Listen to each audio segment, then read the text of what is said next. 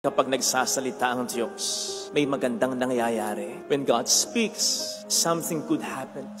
When God speaks, the world is created. When God speaks, light overcomes darkness. When God speaks, blessings flow. Kapag nagsasalita ang Diyos, ang magulo umaayos. Ang bagyo kumakalma. Ang demonyo umalis. Nanginginig, natatakot. Ang may sakit, gumagaling. Ang makasalanan, nakukonsensya, nagbabago. Ang patay, nabubuhay. Sapagkat makapangyarihan ang salita ng Diyos. Hebrews 4 verse 12, the Word of God is alive and powerful. Nasabi mismo ng Diyos, kung papaano ang ulan at niebe, paglagpak sa lupa, ay hindi na bumabalik pa ng langit, kundi dinidilig ang lupa upang tumubo ang mga halaman. Ganon din ang aking salita. Hindi ito bumabalik sa akin ng walang bunga na pangyayari anuman ang loobin at sabihin niya. Ganon ka makapangyarihan ang salita niya.